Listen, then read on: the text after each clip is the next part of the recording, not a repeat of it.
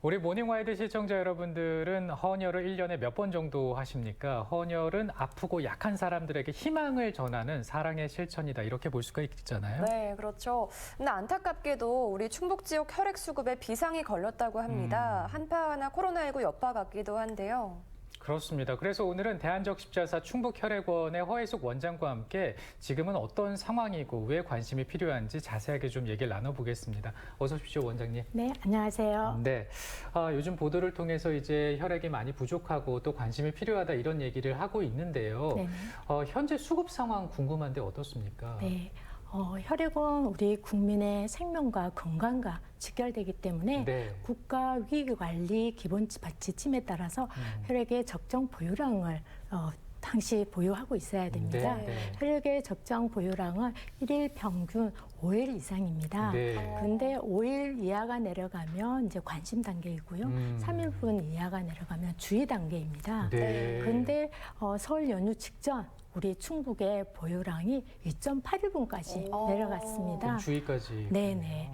연휴를 앞두고 이렇게 채 3일분이 되지 않은 다급한 상황이었는데요.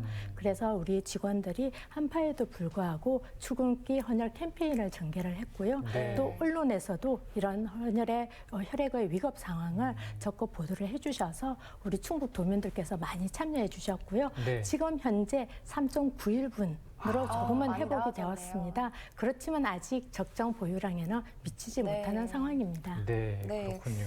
이번 주부터 실내 마스크 착용 의무가 해제되고 좀 자유로워지면서 좀 헌혈에 대한 관심도 나아지지 않을까 싶은데 그동안 추세를 보면 코로나19 때문인지 헌혈 인구가 계속 줄었다고 하더라고요. 네, 맞습니다. 네, 맞습니다. 말씀하신 것처럼 코로나19 기간 동안 매년 헌혈이 급격하게 감소되었습니다. 네.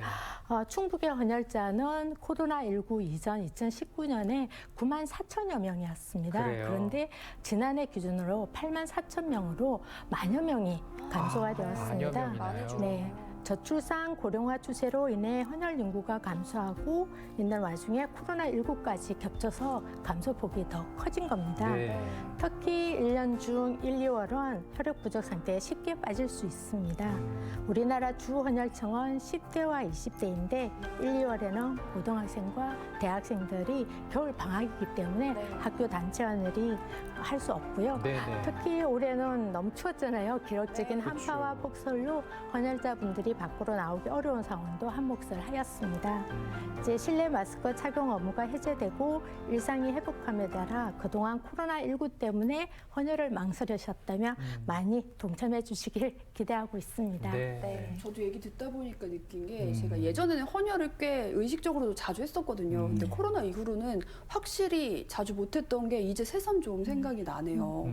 근데 적정 혈액 보유량이 5일분이라고 하셨잖아요. 근데 네. 만약에 이 비축량이 훨씬 못 미치게 되면 지금 헌혈자들이 점점 줄어들면 좀 어떻게 되는지도 궁금해요. 그런 상황이 발생하지 않도록 정부와 노력을 많이 하고 있지만 네, 만약 네. 그런 상황이 발생을 한다면 병원에서 필요한 혈액을 전부 제공을 할 수 없기 때문에 일부 수술이 연기되는 그런 위험한 상황이 발생을 할 수도 있습니다. 네. 물론 긴급하고 응급한 수술에 필요한 혈액은 공급이 되겠지만 우선순위를 정해서 제한적으로 혈액이 출고될 수밖에 없는 상황이 됩니다. 네, 이 비축량이 부족해지는 상황이 생기지 않게 우리 시청자 여러분들께서 많은 관심 보여주시면 좋겠고요. 사실 그 혈액량이 줄어드는 게 이제 코로나19와도 상관이 있습니다. 코로나19로 그리고 혈액량이 줄어드는 이유, 그 오해가 좀 몇 가지 생긴 게 있는데 그걸 좀 얘기를 해보겠습니다. 일단 그 헌혈을 하게 되면 면역력이 떨어진다든지 뭐 코로나19에 감염이 될 수 있다 이런 오해가 좀 생겼더라고요. 네. 헌혈에 대해 잘못 알려진 사실이 몇 가지 네. 있는데요. 말씀하신 것처럼 우리 몸에 좋지 않다라든지 헌혈 과정에서 특정 바이러스에 감염될 수 있다 이런 말들인데요. 결론부터 말씀드리면 헌혈을 통해서 건강이 안 좋아진다든지 면역력이 떨어진다든지 특정 질병에 감염될 위험은 전혀 없습니다. 네. 네. 기본적으로 헌혈은 철저한 위생 관리 하에서 이루어지고요. 또 체열 과정에 사용되는 모든 물품은 무균 처리가 되고 네. 일회용만 사용을 네. 합니다. 또 코로나 마스크가 이제 의무가 해제가 되었지만 실내에서요? 네, 네. 우리 직원들은 그대로 마스크를 착용하고 헌혈을 돕기 때문에 감염 우려도 하시지 않으셔도 되고요. 네. 오히려 헌혈을 하시면 매번 이제 체온이라 맥박 그리고 혈압을 체크하게 되고요. 또 혈액을 가지고 각종 감염과 관련된 질환 검사를 합니다. 또 내 신체의 간 기능이라든지 신장 기능에 대한 각종 정보도 알 수 있기 때문에 오히려 건강 관리에 도움이 된다고 보시면 될 것 같습니다. 네. 네, 실제로 안심을 하셔도 되는 게 독감이나 코로나19 같은 바이러스 감염자들은 헌혈 절차상 처음부터 아예 제외가 된다고 하더라고요. 네, 맞습니다. 대한적 십자사는 안전한 혈액을 공급하기 위해서 철저하게 문진을 실시하고 네. 있습니다. 헌혈하기 전에 아마 헌혈자분들이 절차가 참 많다 이렇게 느끼실 텐데요. 네. 일단 본인이 전자문진을 실시하고요. 네. 다음에는 간호사분들하고 면담. 문진을 통해서 이제 조금 전에 말씀하신 독감과 같은 질병 여부, 그리고 약물 복용 여부, 네. 그리고 지금 컨디션은 어떤지, 네. 또 공복인지 수면 부족까지 여쭤보면서 헌혈이 가능한지 여부를 확인하고요. 이런 모든 절차에 이상이 없을 때만 또 헌혈이 가능합니다. 또 헌혈 시에 채취된 혈액은 혈액을 전담으로 검사하는 전문 검사 센터로 보내집니다. 네, 네. 거기에서 감염병과 관련된 혈액 안전 검사를 하게 되고요. 또 관련 기관으로부터 이제 저희 감염병 이력 내역이라든지 그리고 헌혈 금지 복용 약물이 있어요. 그런 네. 약물을 복용한 이력이 있다라든지 이런 내역을 저희가 전달을 받기 때문에 그런 분들은 배제를 하고 헌혈을 하게 됩니다. 네. 그래서 이렇게 여러 단계의 문진과 또 검사를 통해서 안전한 혈액만을 제공하게 되겠습니다. 네. 맞아요. 그래서 헌혈이 사실 하고 싶다고 마음만 먹었다고 모두 할 수 있는 게 아니더라고요. 건강상의 문제 때문에 못하는 경우도 있지만 또 이게 헌혈이 적정 기간이 있어서 그 유예 기간을 둬야 되는 경우도 있다고 들었어요. 네, 우선 헌혈자분들의 안전을 위해서 헌혈 주기를 정하고 있는데요. 네네. 전혈 같은 경우는 헌혈을 하신 후에 이제 8주가 지나셔야 되고요.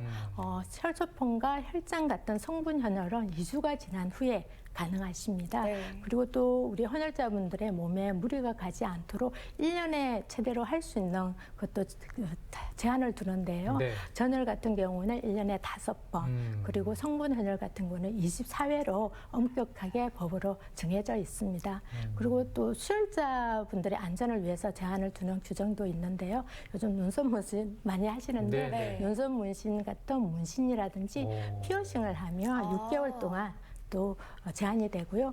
또 해외여행 지금 많이 또 나가시잖아요. 네, 해외여행을 다녀오신다든지 건강검진을 하실 때 내시경을 하시면 또 1개월 동안 헌혈이 제한됩니다. 네. 헌혈 유예 기간도 한번 꼼꼼히 챙겨보시고요. 그렇다면 이제 헌혈을 할 수 있는 나이대 혹은 그 헌혈을 할 수 없는 지역이 또 따로 있는지 이것도 궁금해지네요. 네, 맞습니다. 헌혈을 할 수 있는 나이는 만 16세부터 69세까지입니다. 네. 앞서 잠깐 언급해 드렸다시피 우리나라의 헌혈자의 주 헌혈층은 10대와 20층인 청년층입니다. 네. 그 청년층이 56%에 달하고요. 또 30대 이상 이제 69세까지의 중장년층은 46%에 이릅니다. 네. 근데 가까운 일본이나 대만 같은 경우에는 이 30대 이상의 중장년층이 70% 이상이에요. 그래요? 지금 우리나라가 이제 저출산 고령 사회잖아요. 네. 그래서 앞으로 30대 이상의 중장년층의 헌혈이 더욱 많이 필요한 그런 시기입니다. 네. 그리고 또 헌혈을 제한하는 지역이 있는데요. 할 수 없는 지역은 주로 감염병과 관련된 지역입니다. 어떤 나라인가요? 대표적인 게 또 말라리아 많이 들어보셨을 텐데요. 네. 말라리아입니다. 우리나라에서도 있어요. 네. 우리나라에서는 철원이라든지 파주, 연천, 강화 지역이고요. 네네. 또 국외로는 이제 아프리카의 대부분의 국가들, 그리고 우리 아시아에서는 태국이라든지 베트남, 중국 등의 여행을 다녀오시면 1, 2년간은 당분간 성분 헌혈만 가능하십니다. 네. 네, 주변을 보면 꾸준하게 헌혈을 해서 헌혈왕이라고 불리는 분들도 많은데요. 그럼 맞아요. 네, 그렇죠.